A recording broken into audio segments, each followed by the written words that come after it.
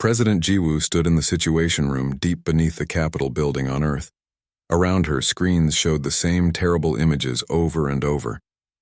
The eternal dawn breaking apart. Imperial fighters swarming like angry insects. Emergency pods scattering into space like seeds on the wind. One of those pods carried General Hana. One carried Commander Minho. Most carried corpses. How many survived? Jiwoo asked. Her voice was steady, but her hands gripped the edge of the table hard enough to hurt. 43 crew members out of 200, reported Admiral Tae-yang. He was an old man, older than anyone else in the room. Life extension technology had kept him alive for more than a century, and he had spent most of that time preparing for a war he hoped would never come. General Hana is alive but badly wounded. She's in emergency surgery now. And the Empire's response? They claim it was a rogue element. A mistake. They offer apologies and promise an investigation. Taeyang's face twisted with disgust. They're lying. Our intelligence shows Imperial fleets mobilizing across their entire border. This wasn't a mistake. This was a declaration. Jiwoo closed her eyes. She had been a diplomat before becoming president. She had spent 40 years building relationships with Imperial species, finding common ground, creating trade agreements that benefited everyone. She had believed that prosperity could replace conflict. She had believed that if everyone had something to lose, no one would risk war. She had been wrong. What are our options? She asked. We respond or we surrender, Taeyang said bluntly. There is no middle ground anymore. The Empire has shown that they don't respect our treaties. If we do nothing, they will see it as weakness. They will push further. Within a year, human colonies will be under Imperial control. And if we respond, then we fight. And we win. Jiwoo opened her eyes and looked at the old admiral. You sound very confident. I am confident, Madam President. Because for 700 years, while we talked peace and signed treaties, we also prepared. We built, we planned. We created weapons that make the Empire's fleets look like ancient history. We just never told anyone about them. The Silent Fleet, Jiwoo said quietly. Taeyang nodded. Hidden in the outer dark beyond the Kuiper Belt. 3,000 ships. The most advanced vessels humanity has ever constructed. Crews trained in secret, rotated through civilian positions to avoid suspicion. Weapons that the Empire doesn't know exist because they stopped paying attention to human innovation decades ago. How long to mobilize them? They're already moving. I gave the preliminary orders an hour ago, with your authorization codes from the emergency protocols. Jiwoo should have been angry that he had acted before consulting her. But Taeyang had been fighting humanity's wars since before she was born. He knew what needed to be done. Show me, she said. The main screen changed. It showed a region of space that looked empty. Just darkness and distant stars. Then the computer adjusted the image, enhancing objects that reflected almost no light. Ships appeared. Thousands of them. They moved in perfect formation, precise and deadly. The Empire thinks we have maybe 500 military vessels, Taeyang explained. They think our technology is only slightly better than theirs. They think we've grown soft during the peace. They're wrong about everything. Will it be enough to defend ourselves? Yes. To win quickly and decisively? That depends on how well they fight and how willing we are to do what's necessary. Jiwoo understood what he wasn't saying. War had rules, or at least it was supposed to. But rules only worked when both sides followed them. If the Empire had already broken every treaty by firing on a diplomatic vessel, what other rules would they ignore? I need to address the nation, she said. The galaxy. Everyone needs to understand what happened here and what comes next. 3 hours later, General Hana woke up in a hospital bed. The first thing she noticed was that her right arm felt wrong. She looked down and saw metal and synthetic skin where flesh used to be. Her shoulder was a complex mechanism of advanced technology, replacing what the Imperial weapons had destroyed. The damage was too severe to repair conventionally. A voice said. Dr. Yuna stepped into view, her face tired but professional. We had to use military-grade prosthetics. Full nerve integration. You'll have about 90% of your original function once you finish therapy. Hana flexed her new fingers. They moved smoothly, responding to her thoughts. How long was I out? 2 days. You've missed a lot. Yuna activated a screen on the wall. It showed President Jiwoo's address to the nation. Hana watched in silence as Jiwoo explained what had happened. The unprovoked attack, the Imperial betrayal, the end of 700 years of peace, and then the declaration that surprised even Hana. The treaty is void, Jiwoo said on the recording. The Empire has chosen war. So let them see what humanity becomes when we stop choosing peace. The image changed to show the silent fleet emerging from darkness. Ships that looked like nothing the Empire had ever seen. Weapons that glowed with dangerous light. We did not want this, Jiwoo continued. We hoped it would never be necessary. But we prepared anyway. Because we remembered. Because our ancestors paid for peace with blood. And they taught us to never forget the price. Hana felt something stirring in her chest. Pride, maybe, or fear, or both. Commander Minho is already back in action, Dr. Yuna said. He's been asking about you constantly. Admiral Taeyang wants to see you as soon as you're cleared for duty. I'm cleared now, Hana said, trying to sit up. You're really not. You need at least 2 weeks of recovery. Doctor, in 2 weeks this war will have moved beyond anything I can influence from a hospital bed. Get me my uniform. Across the galaxy in the command center of the Imperial Fleet, War Marshal Draxmore watched human ships appearing on his sensors. He was a Drex like Admiral Vextal, but where Vextal had been diplomatic, Draxmore was purely military. He lived for strategy and conquest. They have more ships than we estimated, his second officer reported nervously. It doesn't matter, Draxmore said. We control 300 star systems. They control 15. We have been waging war across the galaxy for thousands of years. They have been peaceful for 7 centuries. Numbers mean nothing against experience. What are your orders, Marshal? Advance. Take their border systems. Show them the cost of defying the Empire. They will surrender within a month. But even as he gave the orders, Draxmore felt something he had not felt in many years. It was not fear exactly. It was the sense that perhaps the Empire had miscalculated. Perhaps humanity's silence during 700 years of peace had not been weakness. Perhaps it had been patience. The first real battle came 3 days later. Commander Minho led a strike force of 50 ships against an Imperial supply depot in the Tauran system. It should have been a suicide mission. The depot was defended by 500 Imperial vessels, but human ships moved like nothing the Empire had seen before. They appeared from nowhere, their stealth technology making them invisible until they opened fire. Their weapons cut through Imperial shields like paper. Their tactics were unpredictable, aggressive, and devastatingly effective. Minho stood on the bridge of his ship, the Storm's Edge, and watched Imperial vessels break apart under human fire. He felt no joy in it, only grim necessity. Target the supply station, he ordered. All batteries. The station exploded in a ball of fire that could be seen from 3 planets. The Imperial fleet scattered in confusion. Capture their command ship, Minho said. I want their intelligence data. They took the Imperial flagship intact, its crew surrendering rather than face destruction. Inside, human soldiers found exactly what they needed. Complete Imperial battle plans, fleet positions, supply routes, and most importantly, internal communications. The Empire was shocked. They had expected an easy victory. They had believed humanity would collapse under the first real pressure. Instead, humans were fighting with technology and tactics that seemed decades ahead of Imperial capabilities. In her hospital room, still recovering but refusing to rest, General Hana read the intelligence reports that Minho had captured. She saw the Empire's plans. She saw their fears. She saw that they had made a terrible mistake. They thought we forgot how to fight, she said to Admiral Taeyang, who had come to visit. They thought peace made us weak. Peace made us patient, Taeyang replied.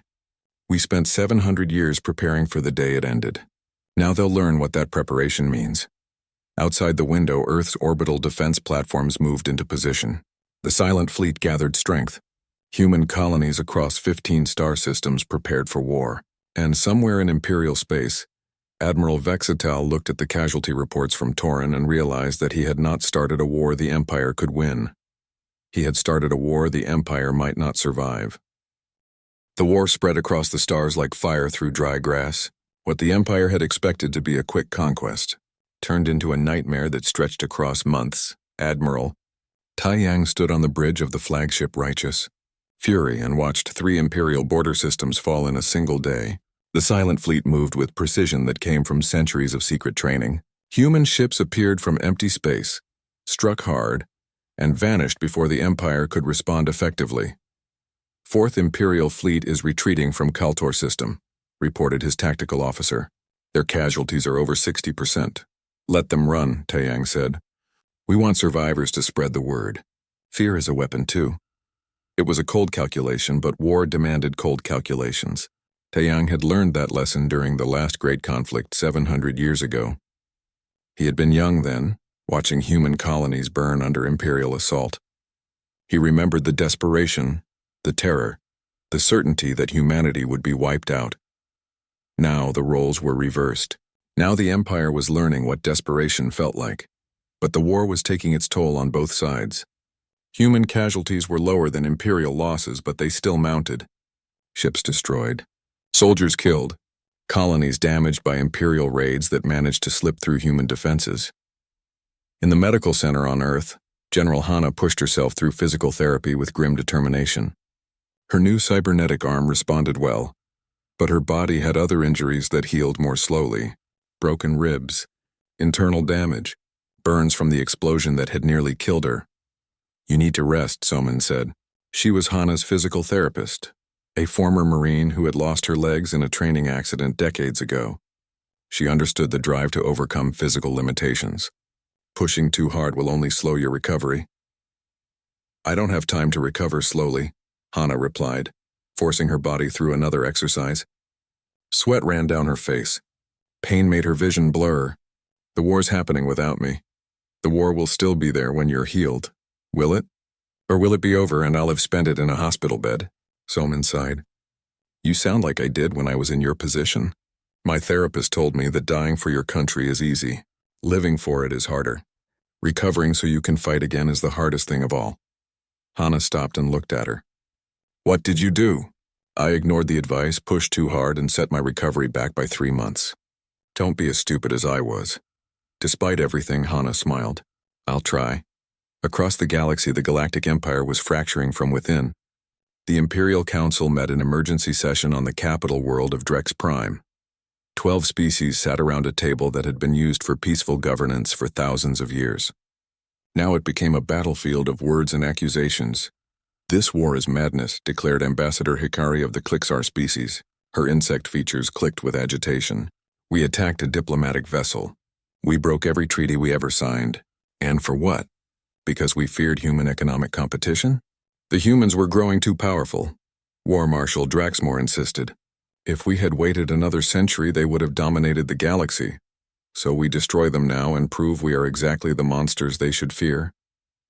Ambassador Wren of the Lumen species flickered with angry colors. "We have lost more ships in 3 months than we lost in the past 300 years. Human technology exceeds our own. Their tactics are superior, and we are the ones who gave them cause to use both. We can still win," Draxmore said, "if we commit our full forces. If we strike at Earth itself, and if we lose," Hikari demanded. "If we attack their homeworld and fail, humanity will have every reason to annihilate us. They will be justified in doing so." The argument continued for hours. The Empire had never faced a united enemy that could match their strength. They had grown comfortable in their dominance. Now that comfort was shattered, and they didn't know how to respond. On Earth, President Jiwoo faced a different crisis. Commander Minho had returned from another successful raid, but the combat footage showed something that troubled her. Human soldiers executing Imperial prisoners, destroying civilian vessels that might have carried supplies, using excessive force in situations where restraint was possible. "We're becoming what they think we are," she said to Admiral Taeyang. "Monsters. We're surviving," Taeyang replied. "In war there is no room for mercy. There must be. Otherwise, what are we fighting for? If we become as brutal as the Empire's worst species, what makes us worth saving? The fact that we're having this conversation makes us worth saving. The Empire wouldn't bother questioning their methods." Jiwoo wasn't convinced. She ordered Colonel Eunji to investigate the reports of war crimes. Eunji was a military prosecutor, known for her fairness and her refusal to overlook misconduct regardless of rank or circumstance. The investigation took 2 weeks. What Eunji found was disturbing. Some incidents were justified combat decisions made under pressure. Others were revenge, pure and simple. Soldiers who had lost friends or family to Imperial attacks taking their anger out on any alien they encountered. "We need to address this immediately," Eunji reported, "before it becomes systemic. Before we create a military culture that values cruelty over effectiveness." Jiwoo made a difficult decision. She ordered courts-martial for the worst offenders. Human soldiers were arrested, tried, and in some cases imprisoned for war crimes committed against Imperial forces. The decision was unpopular. Many people felt that after the Empire's treachery, anything humans did in response was justified. But Jiwoo understood something they didn't. If humanity abandoned its principles during war, those principles would be gone when the war ended. Peace would be built on the same brutality that caused the conflict, and the cycle would repeat forever. General Hana watched the trials from her hospital room. She understood what Jiwoo was doing, even if she didn't fully agree with the timing. Discipline mattered. Standards mattered. But so did winning the war. After 6 months of recovery, the doctors finally cleared her for duty. Hana put on her uniform, testing the fit around her cybernetic shoulder. Everything functioned perfectly. Dr. Yuna had done excellent work. Admiral Taeyang was waiting in his office when she arrived. "Welcome back, General. Are you ready to return to command?" "Yes, sir." "Good, because I have a mission for you. One that will end this war." He activated a holographic display showing the Drex Prime system, the Imperial capital, the heart of the Empire's military power. "You want me to attack their homeworld," Hana said. "I want you to show them that nowhere is safe, that if they can attack our diplomats, we can reach their leaders. We won't destroy the planet. We won't kill civilians, but we will demonstrate that we have the capability to do so, and we're choosing restraint. It's risky. Their defenses are formidable. It is risky. That's why I'm sending our best general to lead the operation. You'll have the 4th Fleet under your command, Commander Minho's fast attack squadrons, and Dr. Yuna is coming with you." "Dr. Yuna? Why?" "She's developed a new weapon, something that will give us an advantage but also represents a line we haven't crossed yet. She needs to be there to deploy it and to advise you on its use." Hana met with Dr. Yuna that evening. The scientist looked exhausted, like she hadn't slept in weeks. She probably hadn't. "It's called the silence field," Yuna explained. "It generates a pulse that shuts down all technology in a star system for 48 hours. Ships, stations, life support, everything." "That would kill billions," Hana said slowly. "It would. That's why we've only used it in simulations. But having the capability creates options. We can threaten to use it without actually deploying it, or we can use it in limited ways, targeting military installations while ensuring civilians have time to evacuate. And if we do use it, if we shut down Drex Prime, then millions of Drex who rely on technology for life support will die. Their cities will go dark. Their society will collapse. It would be the most devastating weapon ever used in this war." Hana was quiet for a long moment. "Why are you telling me this? Why not just tell me to use it if necessary?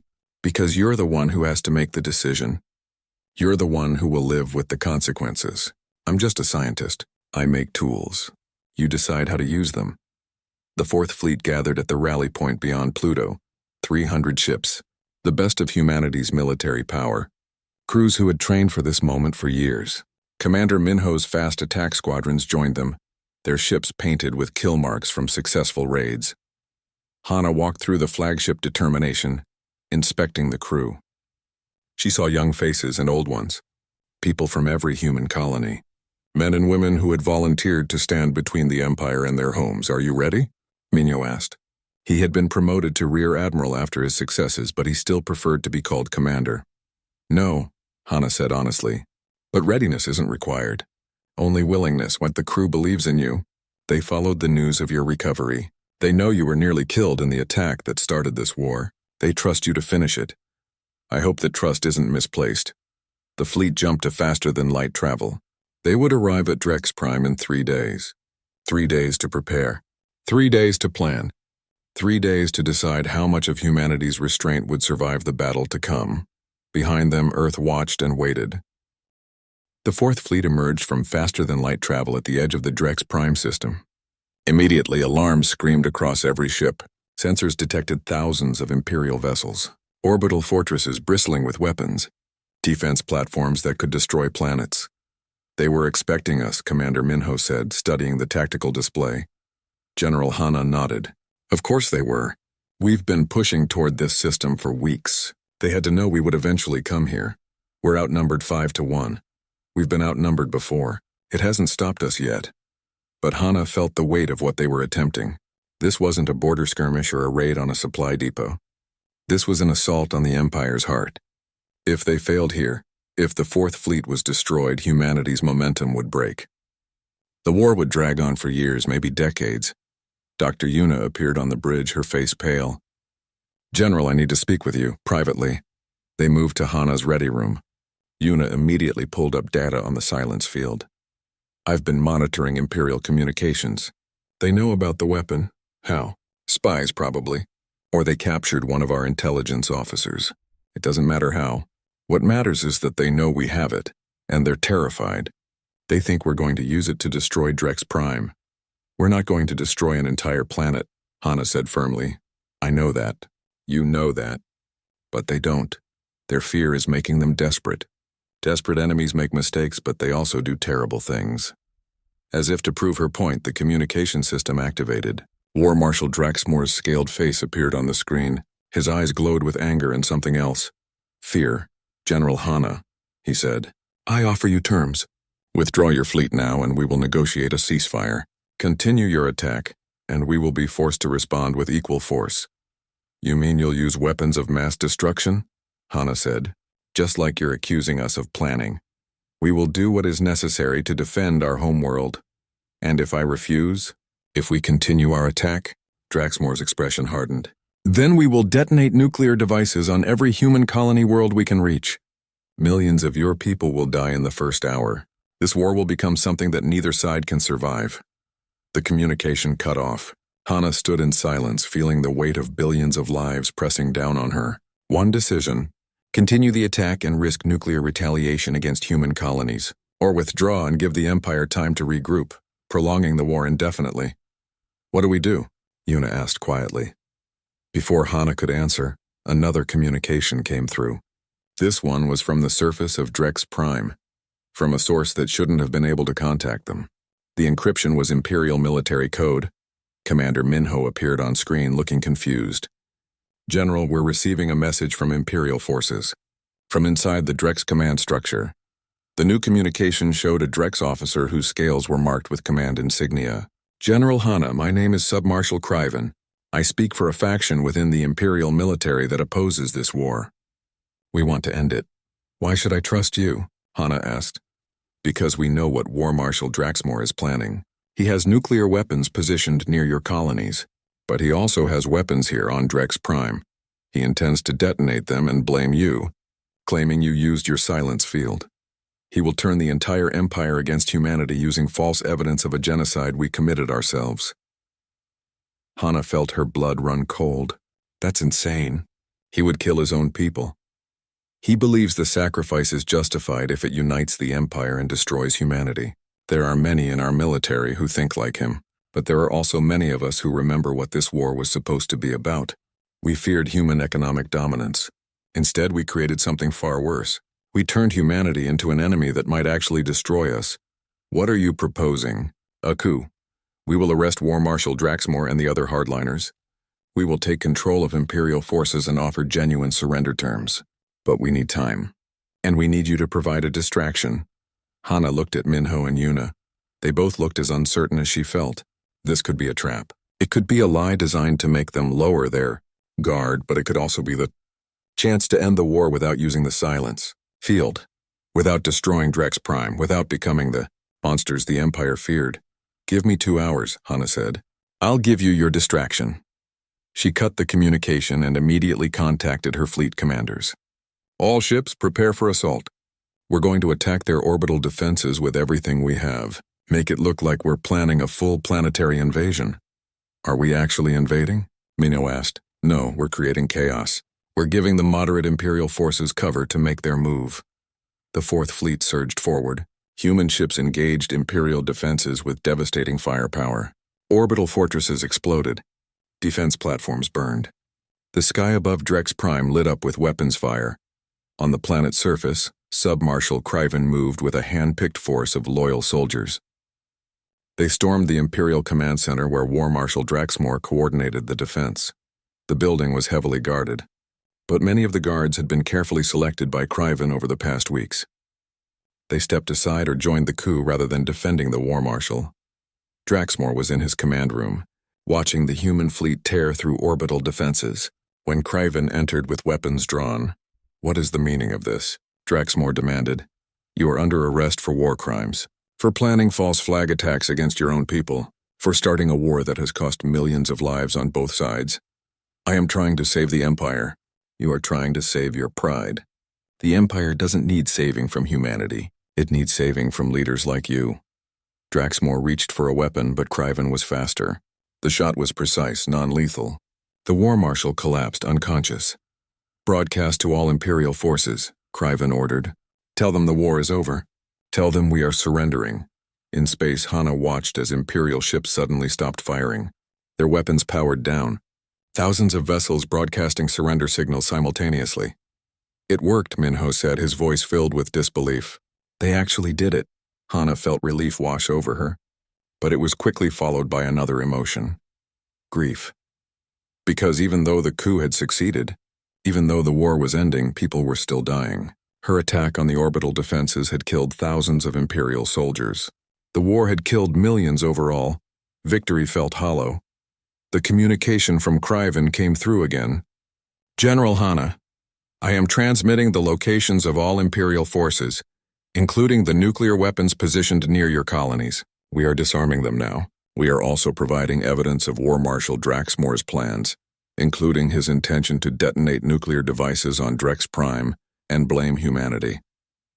"What will happen to him?" Hana asked. "He will be tried by an Imperial court.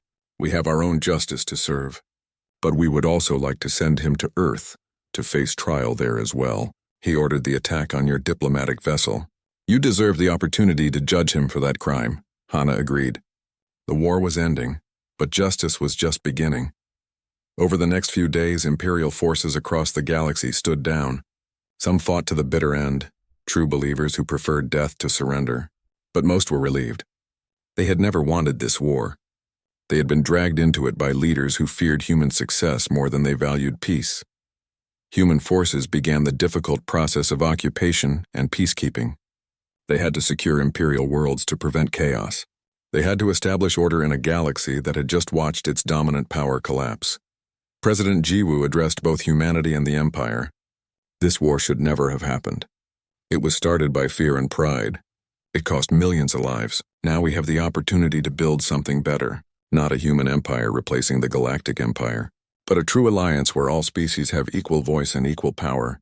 It sounded idealistic. Many people thought it was impossible. But Jiwoo was determined to try. General Hana returned to Earth a hero. Parades were planned. Medals were prepared. But she wanted none of it. She had seen too much. Done too much. She had ordered attacks that killed thousands. She had been prepared to use the silence field if necessary. Knowing it would kill millions, the fact that she hadn't used it didn't erase the fact that she had been willing to. She requested a quiet retirement. Admiral Taeyang approved it immediately. "You've earned your rest, General. You've done more than anyone could ask." "I'm not sure I did enough," Hana replied. "Or maybe I did too much. I can't tell anymore. That uncertainty is what makes you a good person. The ones who never question themselves are the ones we should fear." Hana left Earth and moved to a small colony world called New Sol. She met an engineer named Do-yoon, who had lost his family in an Imperial raid early in the war. They understood each other's grief. They built a life together in the quiet places where heroes went to forget. But Hana couldn't completely forget. She had one more thing to do. One more way to ensure that the mistakes of this war weren't repeated.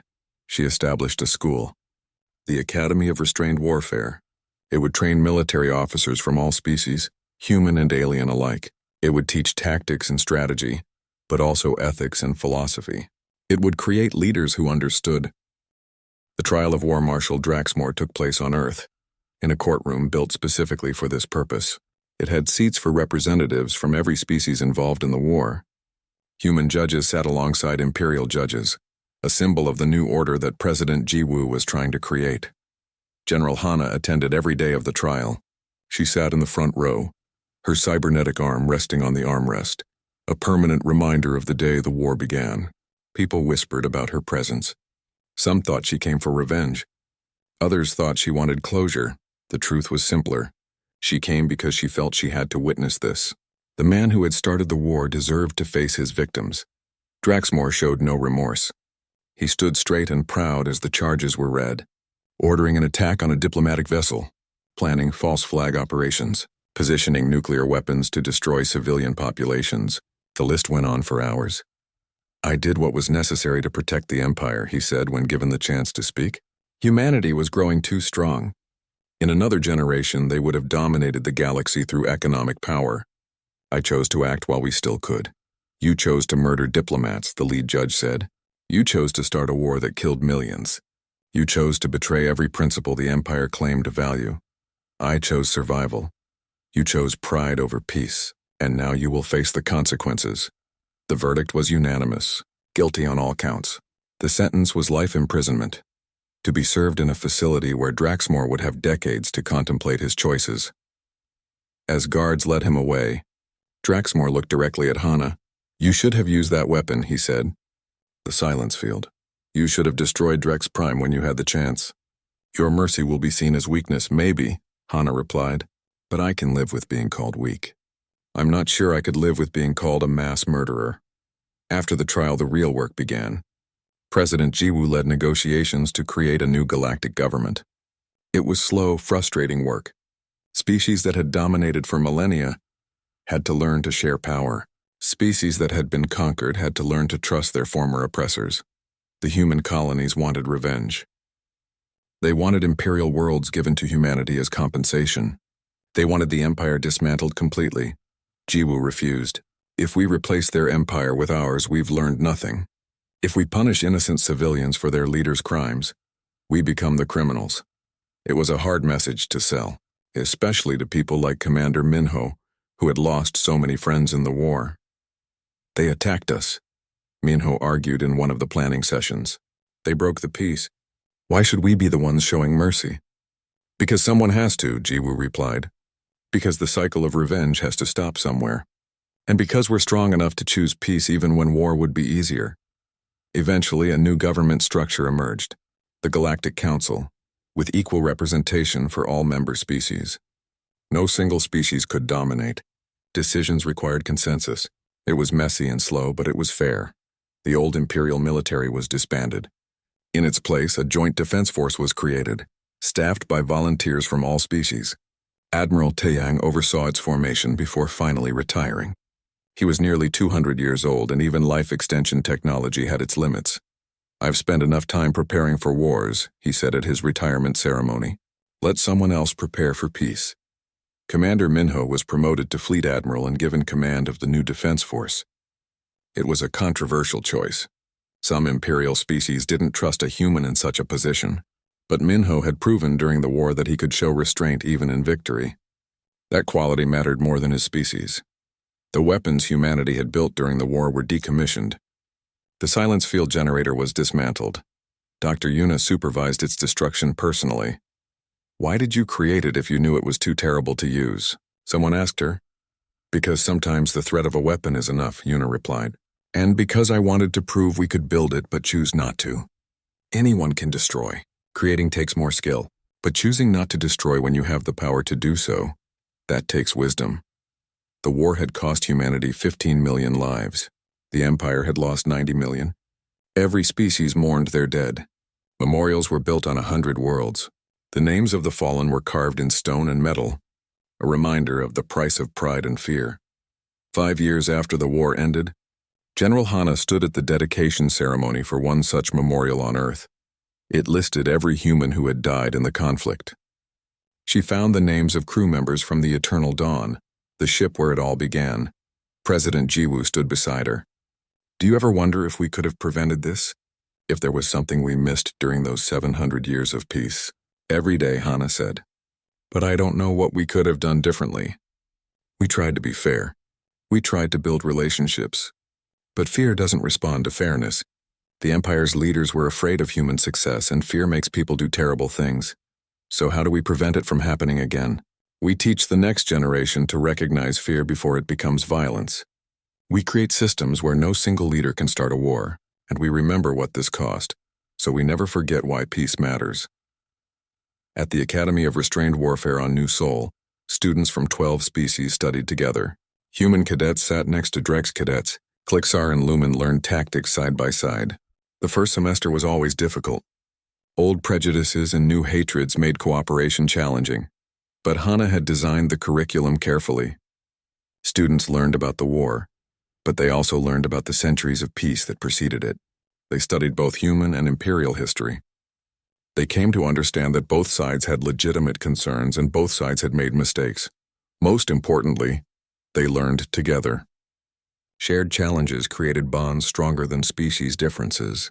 By the time they graduated, they thought of each other as fellow officers first and as members of different species second. One day, a Drex student approached Hana after class. His name was Kren, and he was the grandson of a soldier who had died in the war fighting against humanity. "General, I have a question," he said. "When you had the Drex homeworld surrounded, when you could have destroyed us completely, why didn't you?" "My grandfather died believing humans were monsters. I need to understand why you proved him wrong." Hana thought carefully before answering. "Because I had seen what war does to people. I had seen human soldiers become cruel. I had seen fear turn ordinary people into monsters. And I realized that if we destroyed Drex Prime, if we used that terrible weapon, we would become exactly what your grandfather thought we were. The war would have been over, but we would have lost ourselves. So mercy was strategic. Mercy was survival.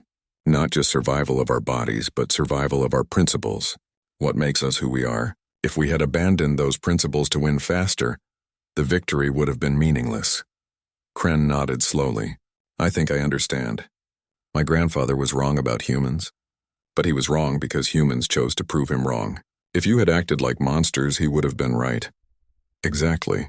We chose who we wanted to be. That choice mattered more than winning the war." 50 years after the war ended, Fleet Admiral Minho attended another memorial dedication. This one was different. It honored all the fallen human and imperial alike. The names were mixed together, recognizing that suffering didn't have a species. Minho was old now, in his 80s. He had spent decades building the Joint Defense Force into something that actually worked. It wasn't perfect. There were still tensions. But when threats emerged, when pirates or rogue factions caused trouble, the fleet responded as one unit. Species differences mattered less than the mission. At the ceremony, a young cadet approached him. She was human, barely 20 years old, born long after the war ended. "Admiral, I've studied the war at the Academy. I wanted to ask you something. Do you think it will happen again? Could there be another war?" Minho looked at her young face, unmarked by combat or loss. He thought about all the things he had seen. The friends he had lost, the enemies he had killed, the moment on Drex Prime when he had chosen mercy over revenge. "Maybe," he said honestly. "Peace isn't permanent. It requires constant work. Every generation has to choose it again. But I think we're better prepared now. We understand the cost. We've built systems to prevent one species from dominating others, and we've created bonds that make war harder to start. So you're optimistic?" "I'm hopeful." Which is different from optimistic. Hope means you recognize the challenges, but believe they can be overcome. Optimism means you think everything will work out automatically. Hope requires effort. The cadet saluted and left. Minho watched her go, thinking about the future she would inherit. It wasn't the future he had expected when the war began. It wasn't perfect, but it was better than what came before. On New Sol, General Hana was dying. She was 96 years old, and even military-grade cybernetics couldn't keep her going forever. Doyen sat beside her bed, holding her hand. They had spent 45 years together, building a quiet life far from the spotlight. "Do you have regrets?" Doyen asked. Hana thought about it. "I regret the war. I regret every life lost, but I don't regret my choices. I did what I thought was right. I tried to win without losing myself. I think I succeeded, mostly." The conference room floated in the darkness of space, a small bubble of light and air surrounded by stars. General Hana stood near the window, watching the distant glow of the Valoran Nebula paint the darkness in shades of purple and blue. She had seen this view many times before. For 700 years, humanity had met the Galactic Empire in places like this, neutral zones where neither side held power over the other. Behind her, the conference table stretched long and empty. In an hour, representatives from 12 alien species would sit there. They would talk about trade routes and mining rights. They would sign papers and shake hands or whatever passed for hands among species that had evolved on worlds humanity had never seen. It was boring work, the kind that made young officers restless and eager for something more exciting. Hana preferred boring. Boring meant peace. Boring meant no one died today. The door opened with a soft hiss. Commander Minho entered, his uniform crisp and his face serious. He was young for his rank, only 34, but Hana had trained him herself. She trusted him more than most people twice his age. "The Imperial delegation is approaching," Minho said. "They'll dock in 15 minutes. Hana nodded. "Good, is everything ready?" "Yes, General. Security teams are in position. The documents are prepared. President Jiwoo sends her regards and her hopes for a successful meeting." "The president worries too much," Hana said, but she smiled when she said it. Jiwoo had been her friend for 30 years. They had both given their lives to maintaining the peace their ancestors had fought so hard to win. "Tell the kitchen staff to prepare the meal. The Drex ambassador likes his meat raw. The Lumen representative doesn't eat at all, but appreciates the gesture of offering." Minho made notes on his datapad. "Understood. General, may I ask a question?" "Always. Do you ever think the Empire might break the treaty?" Hana turned from the window to look at him. His face was young and unlined, unmarked by war. Everyone in the human defense force under the age of 70 had grown up in peace. They had never seen what war with the Empire looked like. They had never watched cities burn from orbit or pulled their friends from collapsed buildings. "Every day," Hana said quietly. "That's why we prepare. That's why we train. That's why ships like this one have weapons hidden behind diplomatic plating." Minho's eyes widened slightly. "This ship is armed?" "Every human ship is armed, Commander. We learned that lesson a long time ago, but we hope we never need to remember it." The Imperial delegation arrived exactly on time. That was one thing Hana appreciated about the Drex. They valued punctuality. Admiral Vextal led the group, his scales gleaming dark green under the conference room lights. He was tall, nearly 8 feet, with eyes that saw in spectrums humans couldn't imagine. Behind him came representatives from the other Imperial species, the insect-like Klixar, the floating energy forms of the Lumens, and others that defied easy description. The meeting began as all such meetings began. Pleasant words, formal greetings, the exchange of gifts that meant nothing but symbolized everything. Hana had done this dance 100 times. She knew every step, but something felt wrong. Admiral Vextal seemed tense. His claws kept flexing against the table. The other representatives kept glancing at him, their alien faces unreadable but their body language speaking volumes. Even the Lumen, who had no body to speak of, flickered with unusual colors. "General Hana," Vextal said, his voice coming through the translator as a deep rumble. "We must discuss a serious matter." "Of course, Admiral. That's why we're here. The Empire has evidence that human ships have violated the border treaties. 3 times in the past month, your vessels have crossed into restricted space near the Corvin system." Hana frowned. "That's impossible. All human military movements are logged and verified. I can show you the records. Records can be falsified. Are you accusing humanity of lying?" The room went very quiet. Even the soft hum of the life support system seemed to fade. Commander Minho moved slightly closer to Hana, his hand drifting toward his sidearm. "I am saying," Vextal continued, "that the Empire has concerns. Your species has grown powerful during the peace. Your technology advances rapidly. Your population expands. Some in the Imperial Council wonder if the treaty still serves its purpose." Hana felt a cold weight settle in her stomach. These were not the words of a trade negotiation. These were the words that came before war. "Admiral, if the Empire has concerns, we can address them. That's what diplomacy means. We can increase transparency. We can allow Imperial observers on our border stations. Whatever it takes to maintain the peace." "The peace," Vextal said slowly, "may no longer be possible." He raised one clawed hand. It might have been a signal. It might have been a gesture of frustration. Hana would never know for certain, but the ship's alarms began to scream. "Hull breach," someone shouted. "Multiple contacts. We're under attack." The conference room window exploded inward. Not from outside pressure, but from weapons fire. Imperial fighters had been hiding in the shadow of their diplomatic vessel. They opened fire on the Eternal Dawn at point-blank range. Hana felt Minho slam into her, pushing her down behind the conference table. Something hot and sharp tore through her shoulder. The world became noise and pain and the smell of burning metal. She tried to stand, tried to reach for her weapon, but her right arm wouldn't respond. Through the chaos, she saw Admiral Vextal standing calmly near the door. He hadn't moved when the attack began. He had known it was coming? Why? Hana managed to gasp. Vextal looked down at her. For a moment, something like regret crossed his alien features. Because you became too strong, General.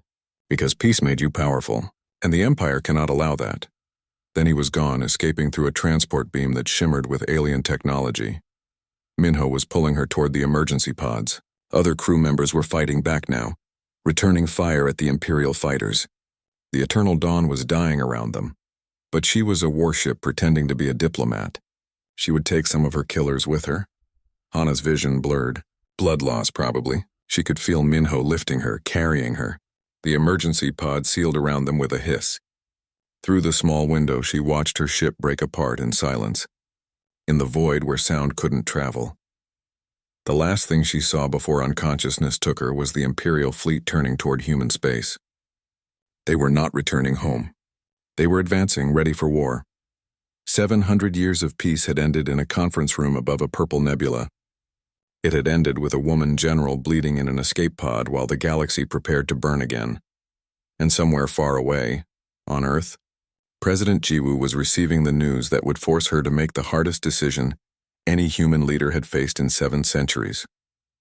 The decision that would wake the sleeping strength humanity had hidden in the darkness, waiting for the day when peace finally failed and restraint became a luxury no one could afford. The war had begun.